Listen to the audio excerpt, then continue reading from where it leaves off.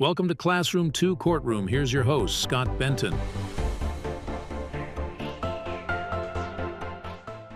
Hi everyone, Scott Benton here. I am your host on the Classroom to Courtroom podcasts, where we are helping you to easily transition from the classroom to the courtroom, going from the world of law schools and being a student in law school and transitioning into your professional career as a licensed attorney practicing law and providing legal services probably for clients that hire you. Today's question that we're going to address is, are you ready to jump into the deep end? Are you ready to jump into the deep end, and what does that mean exactly?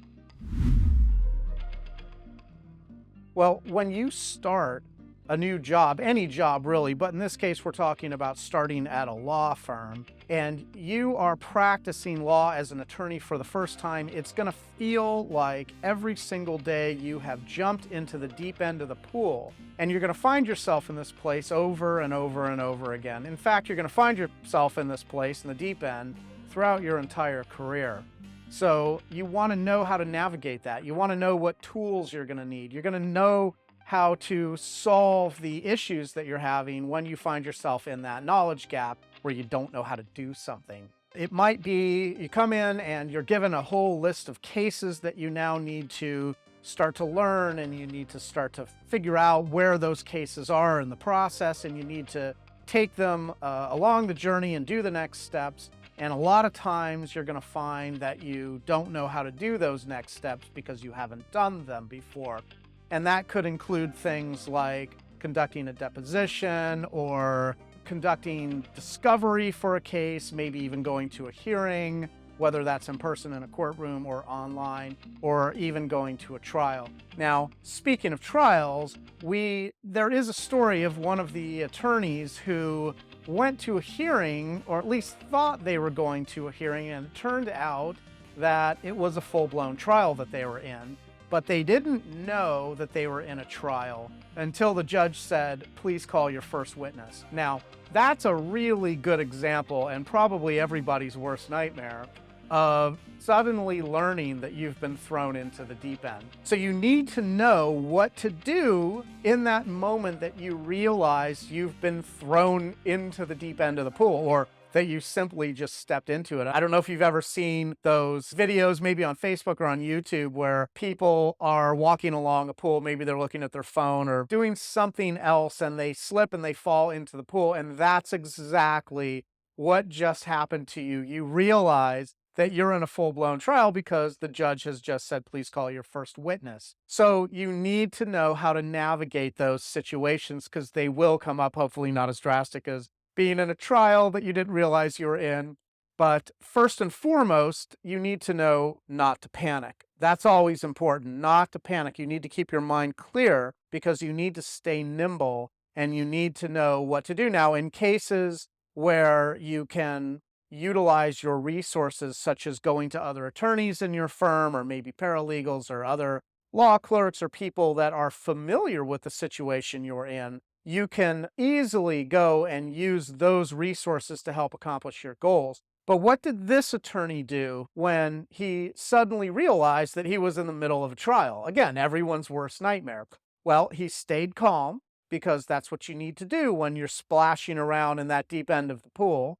And he needed to utilize his brain, utilize his skills, keep his mind clear as possible, so that he could think and navigate his way out of this. Now, he did the best that he could under the circumstances, and he went through the trial. Of course, that first day, he went through the trial, and when it was all over, there were two things that he did. First of all, let's back up a minute. When you realize that you're in the deep end, there's two responses you can give. You can panic, and you can try and step away from it and step out, or you can lean into it. Recognize that you're in the deep end right now. Recognize that you're in a little bit of a crisis. Stay calm, but lean into it. Lean into the idea that you're in a trial suddenly that you weren't expecting to be in.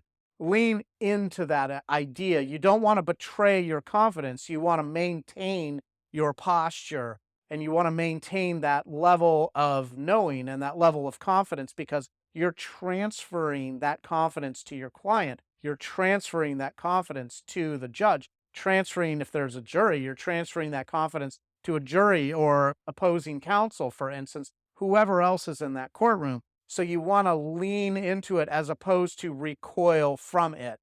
And when you're leaning into that uncomfortable situation you found yourself in, remember, we talk about learning to become comfortable with being uncomfortable, because you're going to be uncomfortable practicing as an attorney in many instances. This is going to come along over and over and over again for you. So one of the skills that you learn is being comfortable with being uncomfortable. I hope that makes sense. Another thing that you can do, in this case for this attorney who found himself in a trial, once the trial was over, the attorney sat down with a journal and started to write and write and write and write. And this is something that you can consider doing as well. It's the fastest way to improve your strengths and improve upon your weaknesses.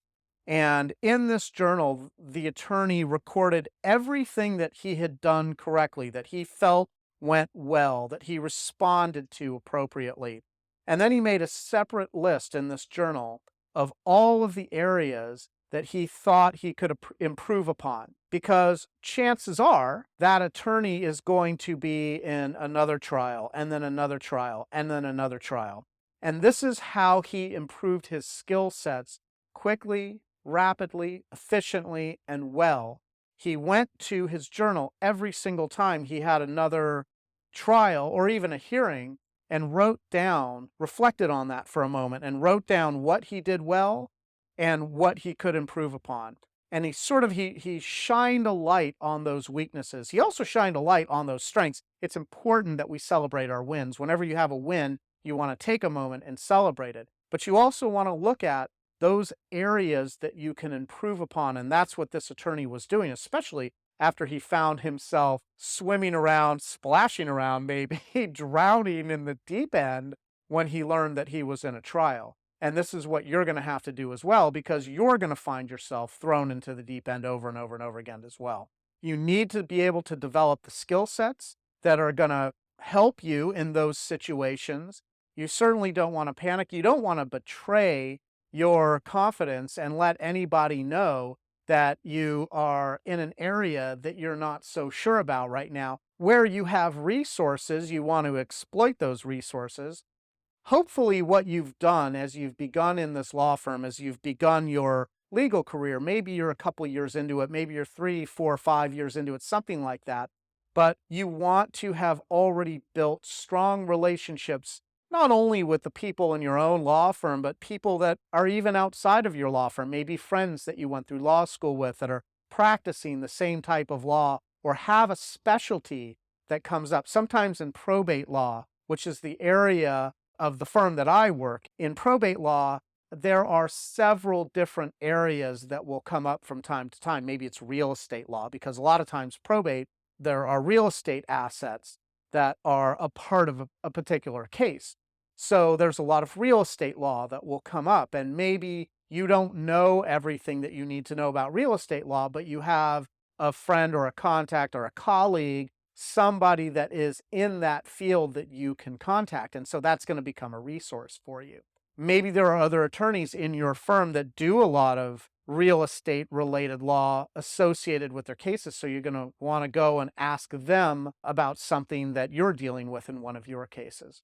So you want to utilize those resources. Maybe you have a practice guide that you can go to. Maybe there are areas in the practice guide that come up over and over and over again, and you have those highlighted or underlined, and you have notes written off to the side because something comes up over and over and over again. In probate, maybe there's an 850 petition or whatever, and so you have some notes that you want to be able to refer to over and over and over again in that practice guide. Again, you can always go to YouTube if there's something like a form you're trying to fill out or some area of the law that you're not sure of. Remember, the law changes all the time, so you want to stay updated. You want to have your finger on the pulse of those updates that are coming along and make sure that you're following the law as it's currently laid out, because sometimes changes do come along. You want to be sensitive to those areas, and you want to be sensitive to those changes, and just know that from day to day, there may be enough things that have changed, or conditions have changed, or goals have changed, that you're going to want to be able to pivot. This, by the way, is what we mean by the practice of law becoming fun. And that's what this podcast is really all about. We want to point out those areas of practicing law so that it becomes a fun process for you, so that you know that when you're, for instance, in this case, in the deep end, if you find yourself in the deep end, splashing around, you want to get calm. You want to start to recognize you're in the deep end. You want to start to swim as slowly as you possibly can, but you want to maintain your confidence. And you want to later look at how you behaved in that situation when you found yourself in the deep end once again. And you want to look at your strengths. You want to figure out how to make those even stronger. And you want to highlight your weaknesses. You want to shine a light on them. Believe me, you're going to see your weaknesses, and so is everybody else. And by virtue of the same process, you're going to see everybody else's weaknesses as well. They're things that really can't be hidden. So once you've been able to identify those weaknesses that you need to strengthen, the next question becomes, well, how do I strengthen my weaknesses? And maybe that's something we'll do on another podcast. But basically, it comes down to continuous education, improving a little bit every single day, a little bit at a time, even if it's 1%. Even if you're improving 1% every day, over time, that's going to be a significant amount of improvement. So you want to be able to always have the idea of continuous education in your mind. How can I get a little bit better? How can I get a little bit better? And how can I get a little bit better? There's something in Japanese culture, mostly it's attributed to the automotive industry, called Kaizen. And Kaizen they're tiny, imperceptible little improvements that the Japanese car manufacturing industry was making to their automobiles, just tiny little improvements. And over time, they ended up making excellent vehicles that tend to not need a lot of maintenance, such as Toyota or Honda. Those vehicles were produced and improved upon a tiny little bit at a time, imperceptible amounts. And you want to think of your practice as an attorney and your ability to improve your skills in the same kind of way. You want to make small, little, sometimes imperceptible improvements, a little at a time, a little at a time, a little at a time. And that way, eventually, soon enough, if you've done not one trial that you've suddenly found yourself in, but 20 trials, now you're going to see a remarkable difference. And that's when the law and practicing the law starts to become fun. I'm your host, Scott Benton, and this is the Classroom to Courtroom podcast. If you like what you're hearing here, you can always go over to our website. Our website is classroom2courtroom.com. That's classroom, the number 2, courtroom.com. You can sign up for alerts. We'll send you out an email whenever we put out a new episode of the Classroom to Courtroom podcast. Don't forget to share, like, and subscribe, and please join us next time as we are busy making the world a better place. Thank you so much. Thanks for joining us on Classroom 2 Courtroom, the podcast designed to help launch your first-time legal career. If you have any feedback or ideas for episodes you'd like to hear, you can always find us at classroom2courtroom.com, where you can leave comments, ask questions, and even join our online community. And always remember, by becoming an excellent and confident practicing attorney, you actually make the world a better place. Now get out there and master the art of practicing law.